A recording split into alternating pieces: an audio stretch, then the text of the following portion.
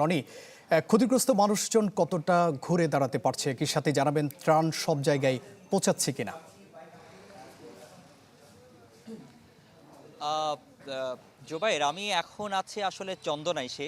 বাঁশখালীতে সকাল থেকে আমরা ছিলাম, সেখানে ক্ষতিগ্রস্ত মানুষের যে চিত্র সেটি আসলে আমরা দেখানোর চেষ্টা করেছি। বিশেষ করে সেখানে যে ক্ষয়ক্ষতিটা হয়েছে সেটি হচ্ছে ঘর বাড়ি বেশি বিধ্বস্ত হয়েছে, মাটির ঘর, এবং যারা এখনও বিভিন্ন এলাকায় বিশেষ করে যেই এলাকাগুলোতে খানখানাবাদ বা পাহাড়ছড়ি সেখানে এখনও অনেক মানুষ পানিবন্দী কিন্তু আছেন। তারা অনেকটা মানবত জীবনযাপন করছেন। প্রশাসন পক্ষ থেকে সেখানে আসলে যে ত্রাণ সহায়তা সেটিও এখনো পর্যন্ত সেভাবে আসলে পৌঁছায়নি। তবে চেষ্টা করা হচ্ছে, প্রশাসনের পক্ষ থেকে বলা হচ্ছে যে ত্রাণ সহায়তা দেবে।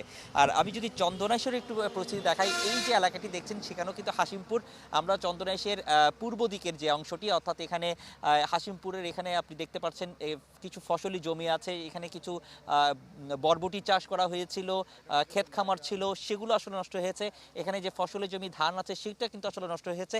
পানি কমে যাওয়ার পর এই চিত্রগুলো কিন্তু আসলে এখন দেখা যাচ্ছে। ঠিক একইভাবে বাঁশখালী এবং সাতকানিয়াতেও আমরা একইভাবে ঘুরে এসেছিলাম, যেমন আমিলাইশ, ঢ্যামসা, নলুয়া, একই সাথে যেসব এলাকাগুলোতে আসলে ঘুরে এসেছি সেখানেও আমরা দেখেছি পানি কিছুটা কমেছে। পানি ধীরে ধীরে, কিছুটা না অনেকটাই কমেছে, কিন্তু ধীরে ধীরে মানুষের যে পুনর্বাসনের যে বিষয়টি সেটা কিন্তু স্পষ্ট হয়ে আসে। সবচেয়ে বেশি আসলে সাতকানিয়া যে ক্ষতিগ্রস্ত হয়েছে সেটা হচ্ছে রাস্তাঘাট, এটা আসলে সবচেয়ে বেশি ক্ষতিগ্রস্ত হয়েছে।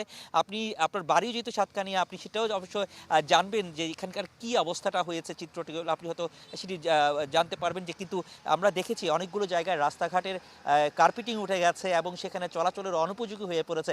সরকারের পক্ষ থেকে এখন সাতকানিয়া এবং বাঁশখালী বা এই যে চন্দনেশের যে এই এলাকার মানুষজনের একটি দাবি, ত্রাণ যে সহায়তা সেটি এখন আর শুকনো খাবার নয়, এখন যেটি প্রয়োজন সেটি হচ্ছে টিন বা আশ্রয় করে দেওয়ার, মাথা গোঁজার ঠাঁইটুকু করে দেওয়ার।